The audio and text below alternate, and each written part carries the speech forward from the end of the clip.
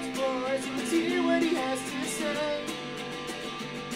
His name is NetsBoy, he thinks the world is all over when the Nets just can't play. What up, Net fans? NetsBoy here, bringing your latest, your Brooklyn Nets news. The NBA playoffs are in full swing right now, while the Nets team is in full doing nothing right now. Obviously because they weren't even close to making the playoffs.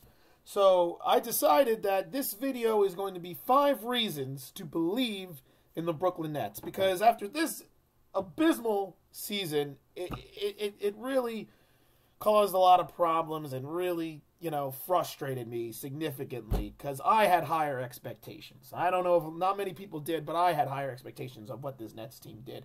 So I came up with a list of 5 reasons to believe in the Brooklyn Nets moving forward. Now, what do I mean by believe? I just mean to be optimistic. That's it. Believe optimism. I'm not going to believe they're going to win a championship next year because that's just silly, but I'm optimistic in that they will improve and start moving in the right direction. So these are the 5 reasons to believe it. My number 5 reason is really silly and really stupid, but I have to mention it because it sure put a smile on my face. When I did the GM mode in my NBA 2K16 game, I took over as the GM from the Nets season. I took over right after this season ended. I simmed through the first season, the 2015 season, and I didn't really care. And the Nets, I think, won like 32 games, which is still better than what they actually did.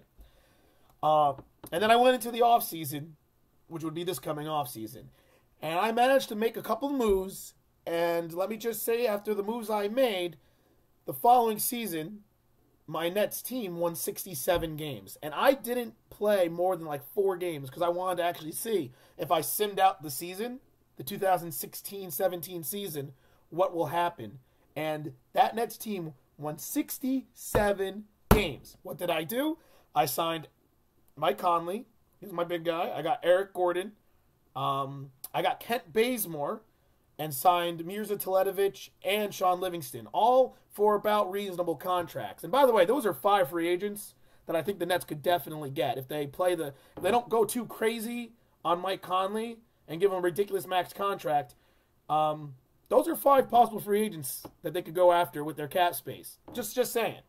And imagine that team of Conley, Eric Gordon, if Eric Gordon can ever stay healthy. Conley, Eric Gordon, Rondé Hollis-Jefferson, Thaddeus Young, Brook Lopez, with Sean Livingston coming back to the Nets, coming off the bench, with Bojan Bogdanovic, Kent Bazemore, Mirza Teletovic coming back, and Thomas Robinson. Imagine that team. And then you even still got Sean Kilpatrick, who had a great season last year, as another player, Markel Brown, who had a good year this year. You see what I'm saying? Anyway, that team ended up winning 67 games in a simulated 2016-2017 season. So my number 5 reason is, if I could do that, I mean, it is a video game, and real life is completely different than video games, and by no means am I saying there's, that they correspond together, but it makes me feel good about the Nets and be a little bit more optimistic. If I could, as a fan in playing a basketball game, make a 21-win team into a 67-win team just by signing 5 players and getting them at decent contracts, why can't the Nets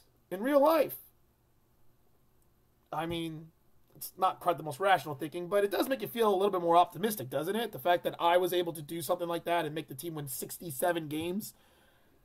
And yes, I won the NBA championship. That's because I played the postseason. Once the postseason rolled around, I was like, well, I got to win now. And I played every game, and I won the postseason, beating the Warriors in 7 games. That's not going to happen. But, come on, optimism, right? This is all optimistic, positive video. So, 2016... NBA basketball 2016, 2K16. That's my number 5 reason. Now, number 4 reason is the players on the team right now. I mean, Lopez is the biggest one. Full healthy season, had a great year. Him and Young had career years. Those guys, that got to make you feel good. You know that Brook Lopez has had a lot of history with injuries. The fact that he's had really now 2 full seasons of being relatively healthy, you got to feel good about it. Thaddeus Young having a career year. You saw the potential of Rondé Hollis-Jefferson. Those players make you feel good about yourself. Chris McCullough, the book is still kind of, uncertain. We're kind of, it's still kind of up in the air with him. I think he's got potential to be really good. But those guys in particular, you got to feel good about, okay, these are some good pieces, and these players Lopez has stayed healthy. Young has looked great. That Hollis-Jefferson's got a lot of potential. So those players make you feel good about a little bit more optimistic. So that's number 4, is the current players on the roster may not be superstar caliber players, but there's some decent guys in Lopez and Young and some good young talent with Sean Kilpatrick, Chris McCullough, and Rondé Hollis-Jefferson, and even Markel Brown. So that's number 4. My number 3 reason to feel optimistic about the Nets is, well, Sean Marks and Kenny Atkinson. 2 great hires by Prokhorov. I already like what Sean Marks has done in his, half a season with the Nets, getting rid of Bargnani because he was garbage. Finding Sean Kilpatrick, diamond in the rough, the way he's been of late. Being a smart hire of Kenny Atkinson, which is going to be a really good, fundamental coach. I think is really going to help the Nets moving forward. So you got to be optimistic. It's completely different than what the Nets normally do with really bad hires. So that's got to make you feel good as a Nets fan. I mean, look, I've been a Nets fan for over 15 years, and I've got to say I've never felt so positive about a coaching hire and a GM hire, because I don't really know anything about Kenny Atkinson other than the fact that he's the assistant coach of the Atlanta Hawks and he has a good reputation. Well, that's all I care about, because a lot of the Nets hires don't have good reputation. Like Jason Kidd. Ugh. Oh, yeah, that's great. There was not a lot of good positive feedback about Jason Kidd, though, as a coach, or really that much of a player. And Lionel Hollins, I like the hire, but I kind of thought it was silly because the Nets are kind of in a rebuild and Hollins doesn't fit that. So I like those 2 guys. So that's my number 3 reason, is Sean Marks and Kenny Atkinson as the hires. I think that makes you feel a little good as a Nets fan. My number 2 reason to have a little bit optimism and positiveness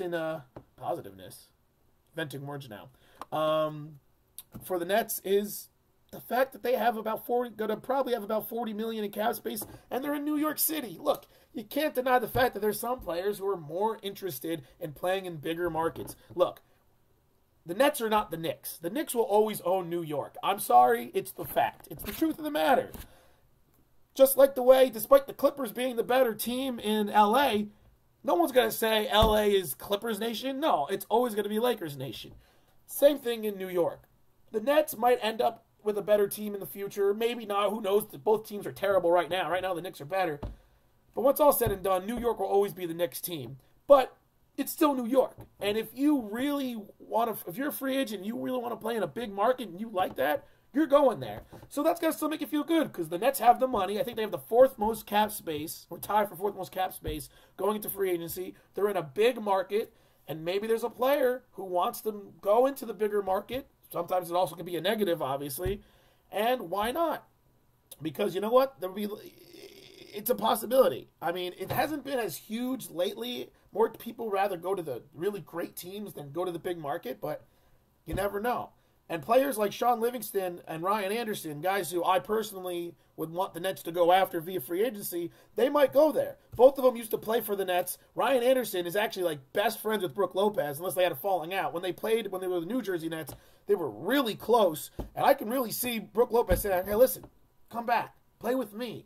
Remember how great it was when we played together? And Sean Livingston, he really liked the Nets, and he almost was going to go to the Nets, but he didn't want to take that much of a discount when he was a free agent, and the Nets couldn't offer him anything more than a mid-level contract, so that's why he ended up signing with the Golden State Warriors, which was a great move on his part. But maybe he wants to come back to the Nets, getting paid the right money. And, of course, obviously the Warriors are going to want to bring Livingston back, but if they really have these crazy notions that the Warriors are going to get Kevin Durant, maybe that means Livingston goes. Also, there's a lot of other free agents out there that the Nets could go after.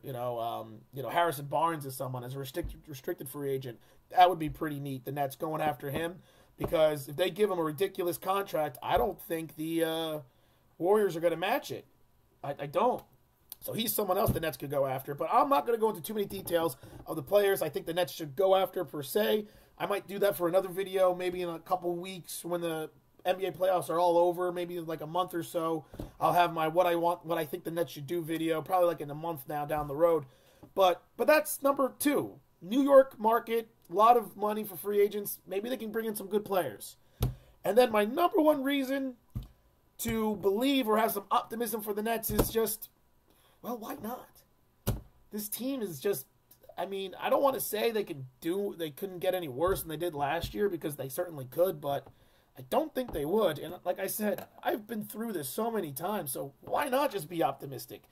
You can be as pessimistic and frustrated and mad as you want, but at the end of the day, it's not going to change anything.